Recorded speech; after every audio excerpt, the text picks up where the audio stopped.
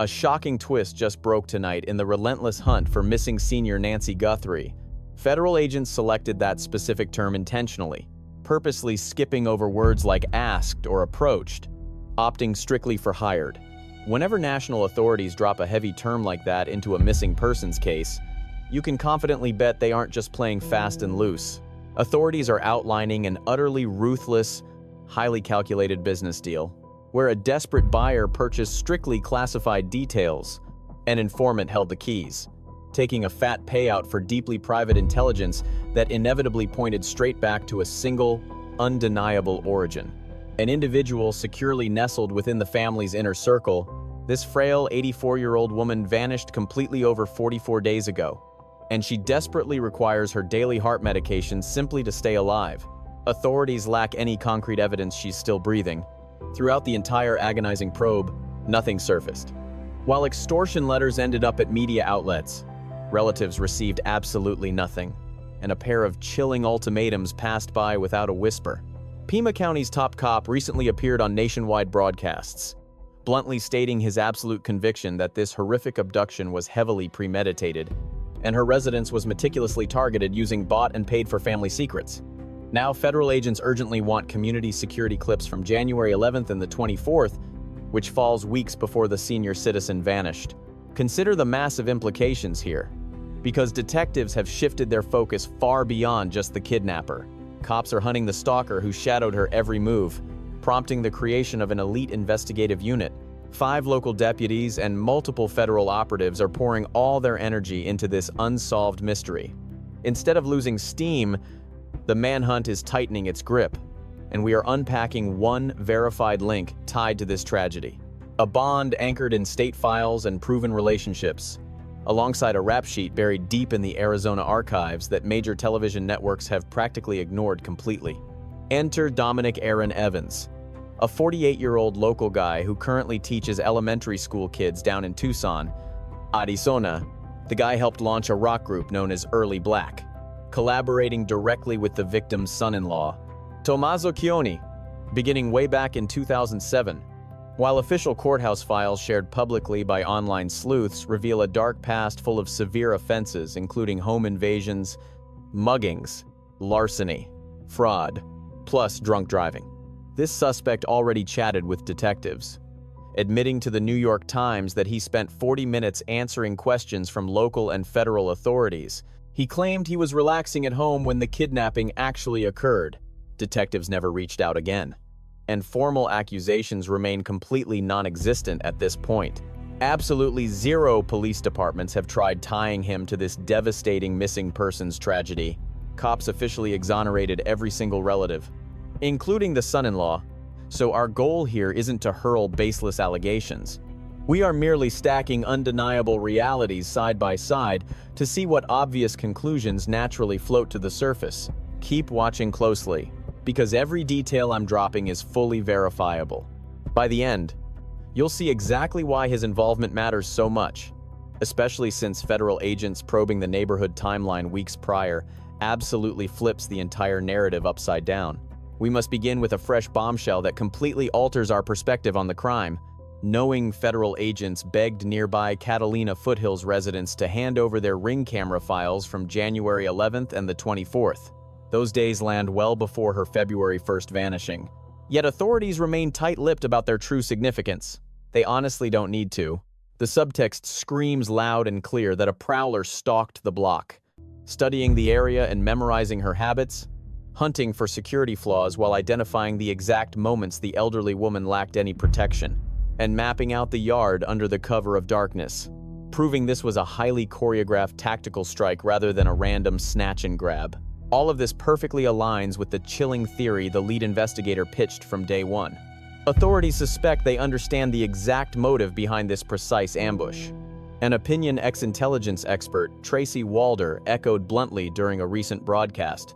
Nobody just wanders past a sprawling property like hers and suddenly chooses to pull off a random heist. We desperately need to figure out who provided the exact address, considering the neighborhood is an absolutely massive maze. With countless winding roads packed with vulnerable seniors flying solo, any amateur crook on the prowl for an easy mark. would never accidentally stumble upon this precise 84-year-old grandmother and spontaneously dedicate multiple weeks of stealthy reconnaissance just to snatch a middle school science teacher's relative, completely out of the blue, unless an insider provided the blueprint. A predator wouldn't know her weak spots without an inside source drawing them a map. They knew every single blind spot in her security system because the feds believe cold hard cash bought that intel. You absolutely cannot buy that kind of flawless, deeply intimate surveillance from some random outsider. Let us break down the son-in-law, a 50-year-old Italian immigrant who settled down in Tucson. He teaches science and wed Nancy's eldest child, hosting the victim on January 31st. Relatives chauffeured her home at 9:48 that night, potentially making him the final witness. Reporter Ashley Banfield wasted no time going on television to paint him as the ultimate villain. Whispers highlighted a sketchy link between the daughter's vehicle and the accused relative. We are talking about the 50-year-old spouse residing way down in the Arizona desert. The man hitched to Savannah's sibling quickly became the absolute top target for my police contacts. Detectives kept whispering that this particular family member was completely in their crosshairs from the jump. Media rumors pointed fingers at him, but the local sheriff fiercely dismantled those reckless public accusations. A February 16th press release completely exonerated the entire immediate circle, washing suspicion off the relatives. Detectives praised the grieving household for their total transparency and constant help.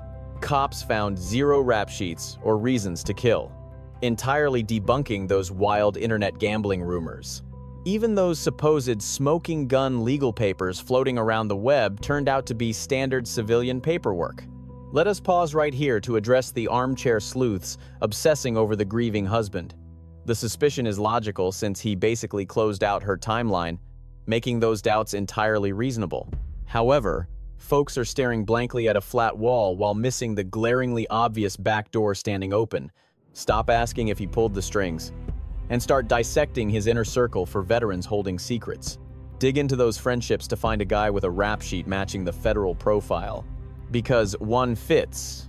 Rewind to April 2007 in the desert, where he helped launch a rock group named Early Black. This was far from a casual garage jam session. They pressed actual albums and forged bonds that endured. United for roughly 20 years. The percussionist holding the sticks from the very beginning was Dominic Aaron Evans. Most folks completely fail to grasp the profound intimacy forged over 17 years of making music together. You crash in their basements and hit the open highway. Surviving the financial grind and gig scheduling requires non-stop daily chatter just to keep the operation afloat. Wives become friends, parents shake hands, and eventually you absorb their deepest domestic realities by pure osmosis. Nobody had to play spy. These facts simply bleed out when you spend your life riding shotgun.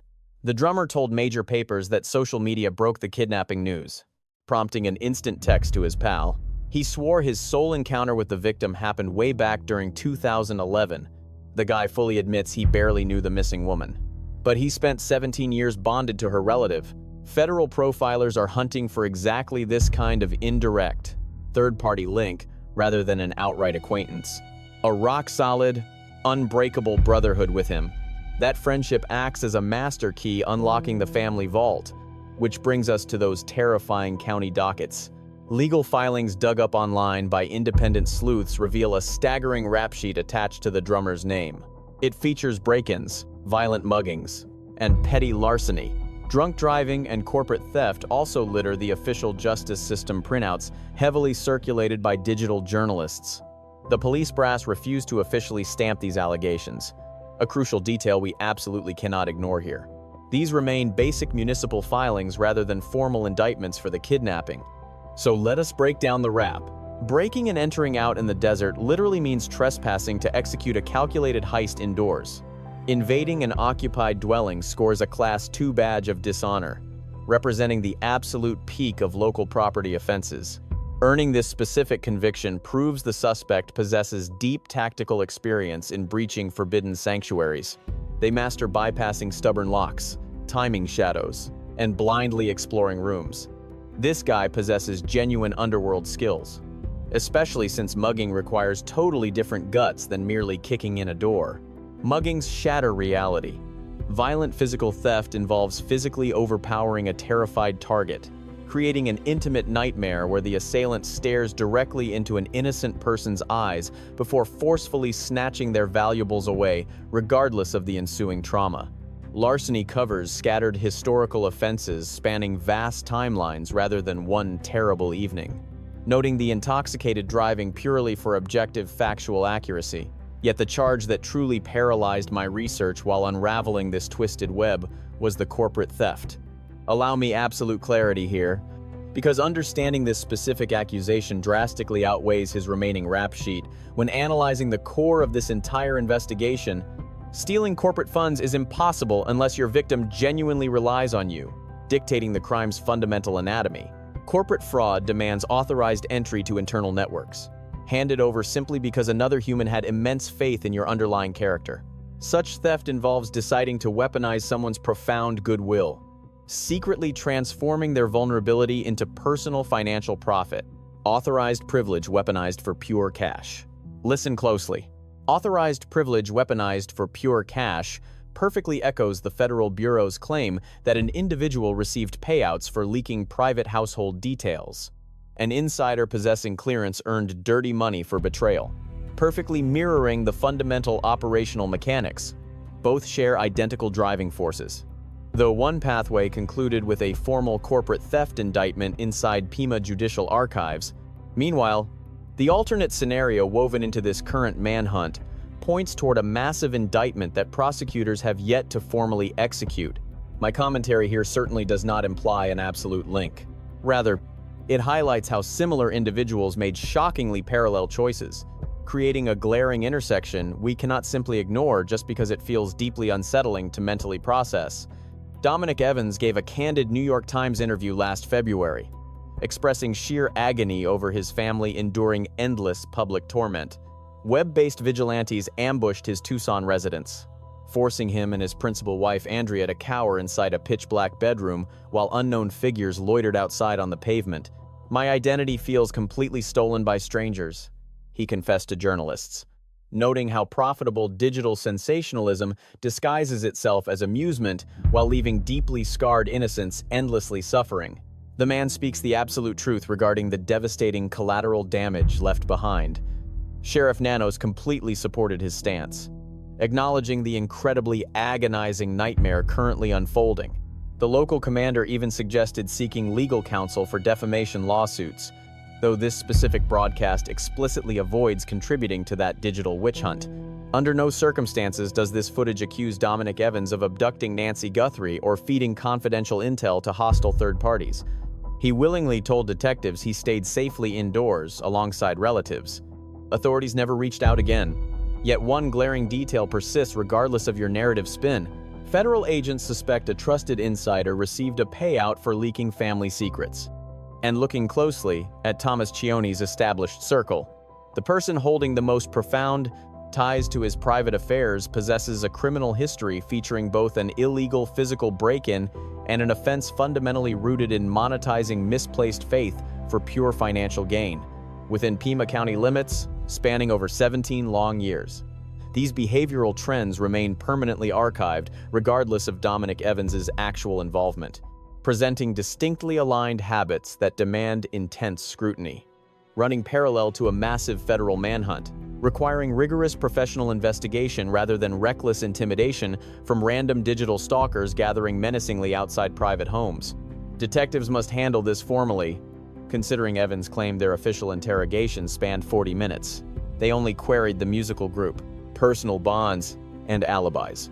Radio silence followed, meaning my central argument completely bypasses the mere fact of his interrogation. He complied.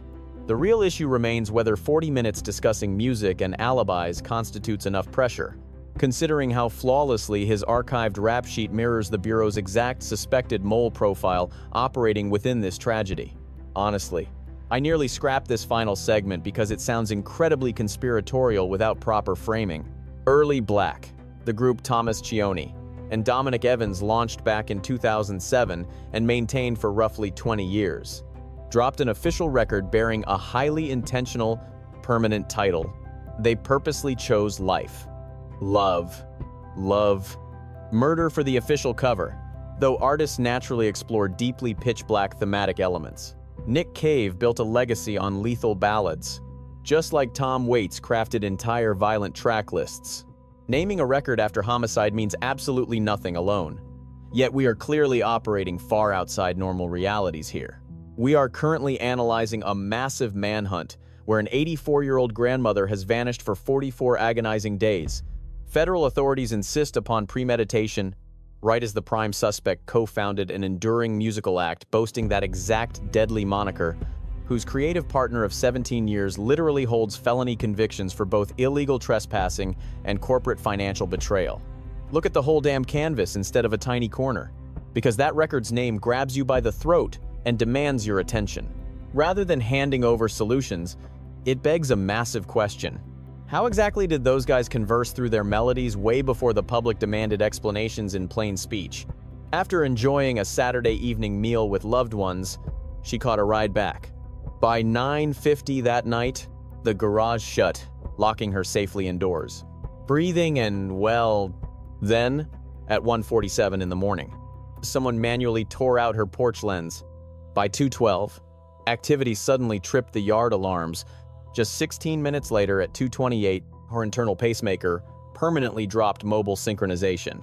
41 minutes elapsed, leaving crimson stains pooling by the doorway before any bodies moved. Oddly enough, subsequent extortion letters exclusively targeted journalism desks over desperate relatives. Lead federal investigator Heath Yanka openly stated that standard abductions always feature communication much earlier than this. Those dual cutoffs expired without a whisper.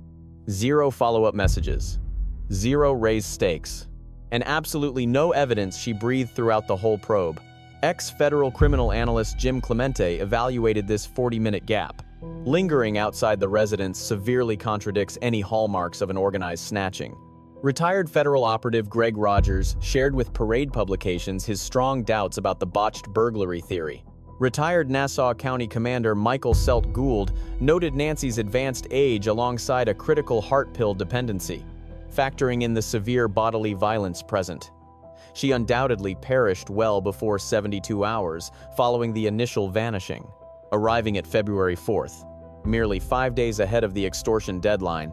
Investigators sent genetic material from Nancy's residence, a blended profile containing multiple contributors for extensive processing at an independent Florida facility. Federal agents successfully retrieved fresh snapshots off the estate lenses. Detectives continue grabbing surrounding block tapes recorded on January 11th and January 24th. An exclusive squad investigates these clues relentlessly day and night. The trail remains entirely active. The suspect list shrinks daily. Consider Dominic Aaron Evans, 48, elementary educator and 17-year musical partner to Nancy Guthrie's son-in-law. Local judicial files highlight his serious convictions for breaking and entering, mugging, stealing, corporate fraud, and drunk driving. He gave a single 40-minute statement to authorities, going silent ever since. We aren't indicting the man here, we simply highlight established behaviors, questioning if detectives scrutinized him, utilizing every standard the federal informant protocols require. Nancy Guthrie lived as a deeply devoted matriarch and spiritual believer who shared a final weekend supper with loved ones but tragically never reached Sunday morning worship. Her existence mattered. An incident occurred right on her doorstep, and those guilty of the act are trying desperately to hide their sins forever. Absolute justice is her right. Should you recognize a car, a chat, a suspect, or hold on to any hidden clue, operators are standing by. Dial 1-800-CALL-FBI for a $1 million secret reward. All atrocities contain a boundary line. Lurking just outside the borders of Nancy Guthrie's tragic fate exist individuals hiding far darker secrets than they ever admitted. This case reveals a hard truth we often avoid. Danger doesn't always come from strangers, it can come from broken trust. The idea that someone close, or someone trusted, could exploit private information for harm is deeply unsettling, but it's also a powerful reminder of how valuable integrity truly is. Trust is one of the most fragile things we have. It's built over years, through shared moments, loyalty, and connection. Yet it can be shattered in an instant by greed, desperation, or betrayal. This story teaches us to be mindful of what we share, who we trust, and how easily personal details can become weapons in the wrong hands. It also calls for responsibility not just from individuals, but from communities. We must protect one another, speak up when something feels wrong, and never ignore warning signs simply because they seem uncomfortable or inconvenient. And above all, it reminds us to hold on to empathy. Behind every investigation is a family waiting, hoping, and hurting. Their pain is real, and their search for answers deserves truth, not speculation. In the end, integrity is what protects us. Awareness is what guides us, and compassion is what keeps us human.